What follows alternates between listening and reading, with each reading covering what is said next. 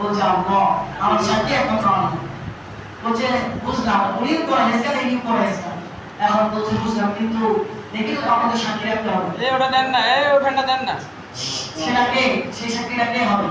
তো বলছেন আল্লাহ সবকিছু দেখেন আল্লাহ আমাকে সৃষ্টি করেছেন আপনাকে আল্লাহ রাব্বুল আলামিন সৃষ্টি করেছেন সাক্ষী আমার আল্লাহ সেই ব্যক্তি তাকে দেখে তারপরে হেসকারি দেখে তাকে তিনি 1000 দিনার ধার দিলেন তিনি কিছু কিনলেন কেনার পরে তিনি আবার এতদিন মানে আর কি যে ঋণটা দেওয়ার কথা এই টাকা পয়সা হলো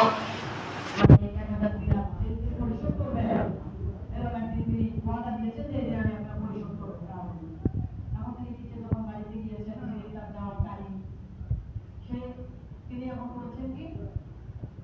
এক ঝোলাবাড়ি নদীর পাশে আর ঝোলাবাড়ি নদীর পাশে এখন তিনি নদীর পাশে গিয়ে দেখেন যে আসলে আমার যাওয়ার কথা ছিল কিন্তু টাকা ছিল কিন্তু নদীতে কোনো নৌকা বা কোনো লঞ্চ কোনো কিছুই নেই তিনি এখন কিভাবে যাবেন এখন ওই বন্ধু ওই ভাই এখন উনি হচ্ছে নদীর পাশে যে ওনার কাছে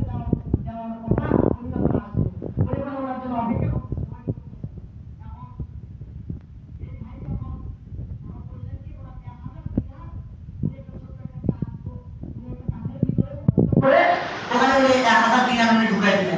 তারপরে একটা চিঠি লিখলেন চিঠির মধ্যে উনি লিখলেন যে আমি আপনার সেই ভাই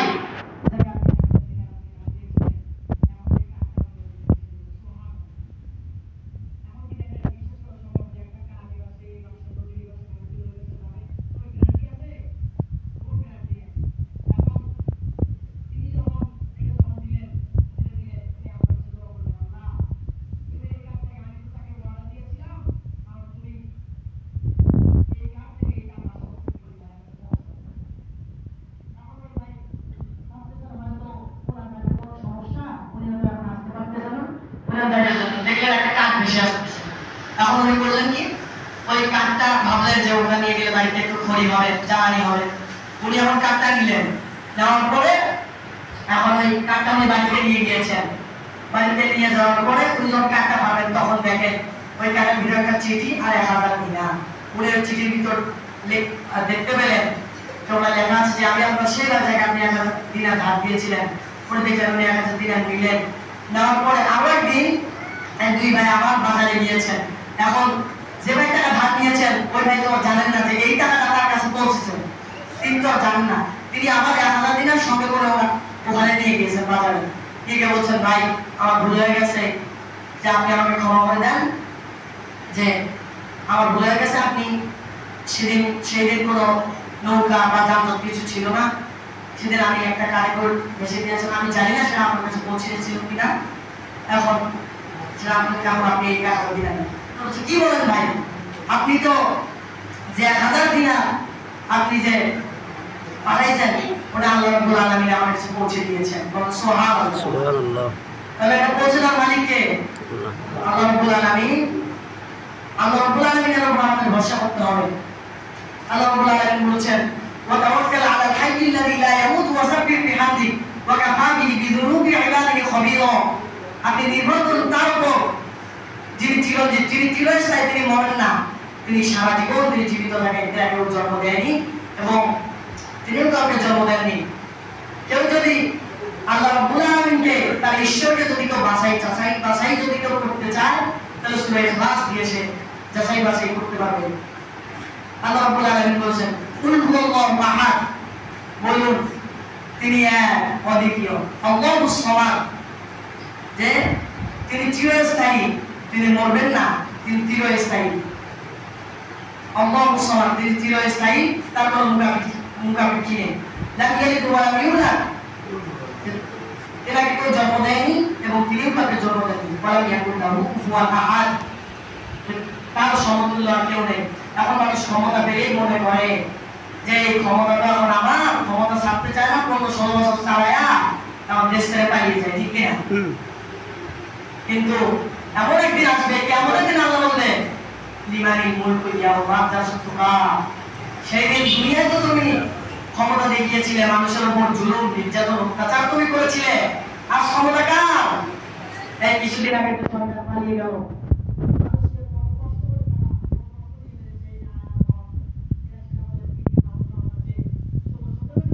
চালিয়েছে মানুষের কত আলেম আমাকে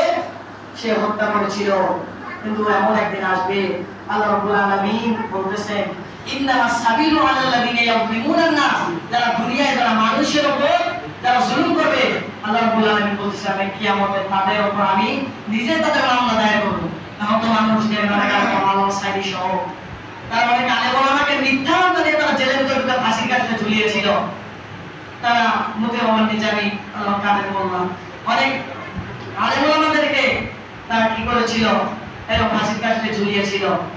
তাদের কোনো ভয় ছিল না, কারণ তারা জানতো যে আমরা যদি ফাঁসির কাঠেও ঝুলে যাই তাও আমাদের মৃত্যু কখন বিপদে যাবে, আমার মৃত্যু অবশ্যই মৃত্যু। তাই ভিতরে আল্লাহর ভয় ছিল, তাদের ভিতরে আল্লাহর ভয় ছিল। এবং যারা যারা জালেম হবে, যারা জালেম হয়ে যারা মাজলুমের উপর যারা জুলুম করবে, যারা মাজলুম হবে তার উপর যারা জুলুম করে আল্লাহ রাব্বুল আলামিন বলতেছেন ইন্নাল্লাযীনা ক্বালু রাব্বুনাল্লাহু সুম্মা ইসতাকামু তাতানাজ্জালু আলাইহিমুল মালায়েকাতু আল্লা তাখাফু ওয়া লা তাহজানু ওয়া আবশিরু বিল জান্নাহ। আল্লাহ রাব্বুল আলামিন বলতেছেন যারা ঈমান আনবে, ইন্নাল্লাযীনা ক্বালু রাব্বুনাল্লাহ, যারা ঈমান আনবে এবং এই ঈমানের প্রতি যারা ঈমানের উপর যারা টিকিয়ে থাকবে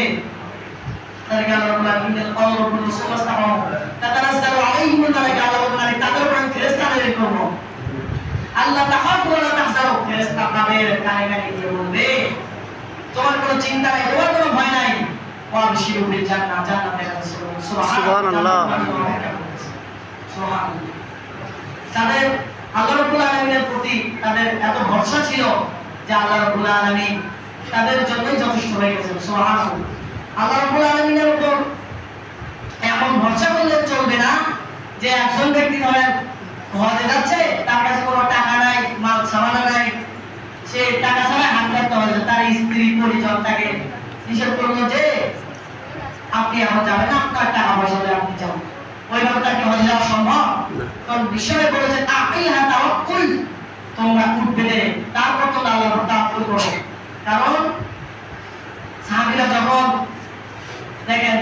উট যদি চলাতে বা জঙ্গলে নিয়ে যাবে উট চালাতে, তখন তো উট চালা ছিল না, মহিষ চালা ছিল, তখন তারা কি করতো যে উট ছেড়ে দিয়ে তারা যদি ঘুম আসে তাহলে আল্লাহর উপর তাওয়াক্কুল করে এবং তাদের নিদ্রা আসন্ন হয়, তাহলে তারা কি হবে, তাহলে উটটা হেরেও যেতে পারে। এবং বিশ্বরে বলতেছেন আপনি তাওয়াক্কুল, তোমরা কি করো, তোমরা উটটা বেঁধে রেখে তারপর তোমরা আল্লাহর উপর তাওয়াক্কুল করো, মানে তোমরা উটটা বেঁধে রাখো। কারণ যদি তোমরা উট বেঁধে রেখে যদি তোমরা আল্লাহর উপর তাওয়াক্কুল করো তাহলে ওইটা সুরক্ষিত থাকবে, আল্লাহ রাব্বুল আলামিন নিজেও রাখেন। সুবহানাল্লাহ। একজন ব্যক্তি এরকম হাটের ভিতরে ঘোড়া কিনতে যাচ্ছে, সেই সময় একজন বন্ধুর সঙ্গে তার দেখা, আর বন্ধু বলছে ভাই কোথায় যাও তুমি? এখন সে বলতেছে ভাই আমি ঘোড়া কিনতে চাই বাজারে। ভাই ইনশাআল্লাহ বলো।